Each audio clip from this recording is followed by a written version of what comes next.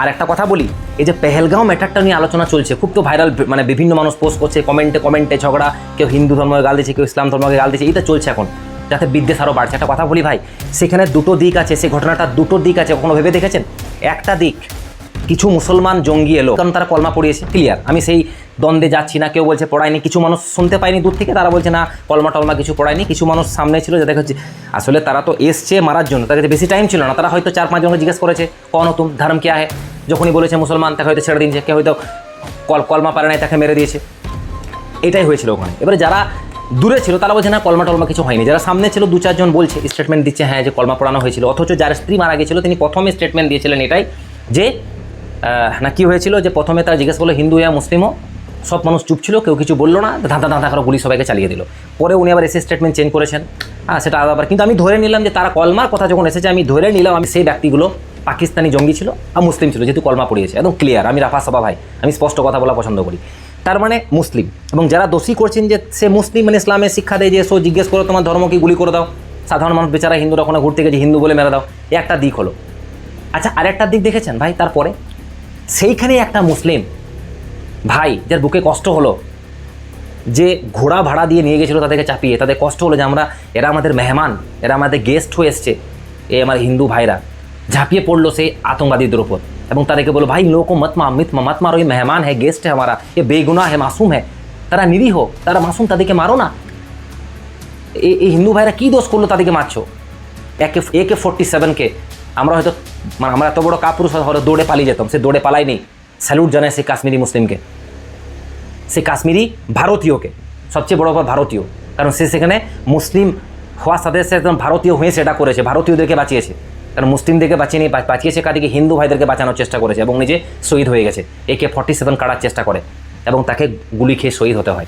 তারপরে কি হয়? তারপরে আরও যেসব ওখানে মুসলিম, মানে যারা সেখানকার বাসিন্দা ছিল, তারা কোনো ছেলেকে কোলে করে সেই বা কোনো হিন্দু ভাইদেরকে ঘোড়াতে চাপিয়ে কষ্ট করে বিভিন্ন হেল্প করেছে, কাউকে মানে পাহাড় থেকে নামিয়েছে, কোনো বাচ্চাকে আমরা বিভিন্ন ফুটেজ দেখতে পাই, একটা ছোট হিন্দু বাচ্চাকে কাঁধে চাপিয়ে সে দৌড়ে পাহাড় থেকে নিচে নামছে। রাস্তাটা এমন ছিল ঘোড়া নিয়েও দৌড়া যাবে না, মানুষ তো দৌড়া খুবই এতটা মানে দুর্বিষহ ব্যাপার। সেই রকম জায়গায় সেইখানের মুসলিম ব্যক্তিরাই কিন্তু খেটে নিজের জীবনকে রিস্ক নিয়ে, জীবনকে বিপদে ফেলে তারা হিন্দু ভাইদেরকে, বাকি আরও যারা ট্যুরিস্ট ছিল, আরও মানে যারা ট্যুরিস্ট গিয়েছিল তাদেরকে তারা কী করেছে, তারা হেল্প করেছে। তাহলে এই একটা পার্টও আমরা দেখতে পাই, এরাও মুসলিম ভাই, এটাও ভুলে যান না।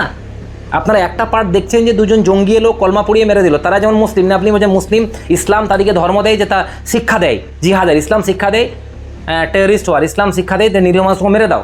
তাহলে ইসলাম তো আরেকটা শিক্ষাও দিচ্ছে এদিকে, যে মানুষটা নিজের জান দিয়ে দিলে ভারতীয়কে বাঁচানোর জন্য, ইসলাম তাকেও শিক্ষা এটাই দিয়েছে। যে মানুষগুলো নিজের জীবনকে বিপদে ফেলে সাহায্য করলো আমার হিন্দু ভাইদেরকে, সেখান থেকে বের করলো। এবং আমার বিজেপি কিছু নেতা ভারতের দেখবেন 2-3টে পোস্ট দেখলাম, তারাও প্রশংসা করেছে নিজের গাইডকে।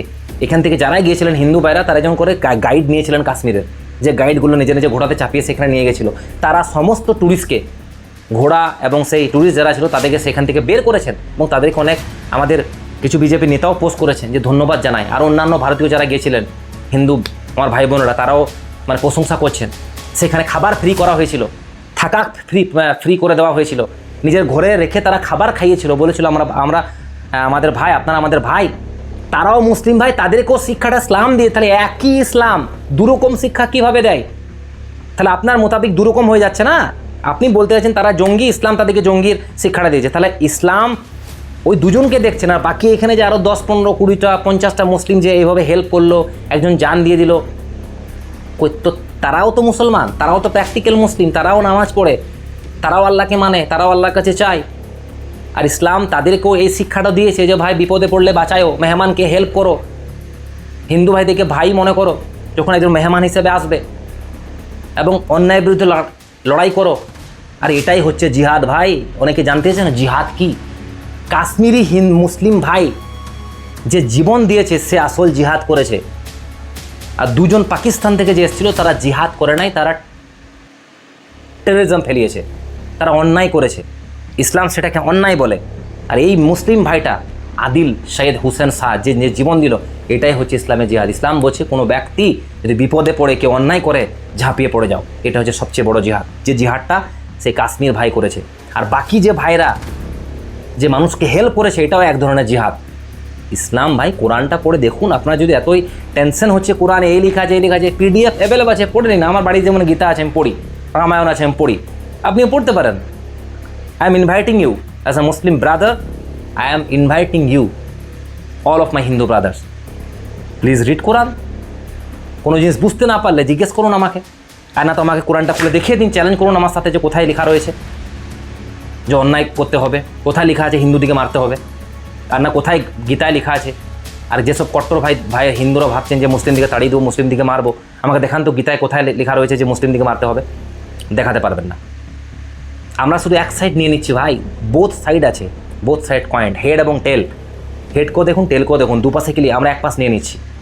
আমি কট্টরবাদী হিন্দু, আমি হিন্দুদের পক্ষ নিয়ে কাজ করছি। আমি কট্টরবাদী মুসলিম, আমি মুসলিমের পক্ষ নিয়ে কাজ করছি। ভারতের কথা আমরা কেউ ভাবছি না, দেশের কথা কেউ ভাবছি না, ন্যায়ের কথা কেউ ভাবছি না, প্রতিবাদের কথা কেউ ভাবছি না। হোক অন্যায়, ওর বাড়িতে হচ্ছে হোক, কালকে আপনার বাড়িতে হবে, কাল আপনিও মরবেন।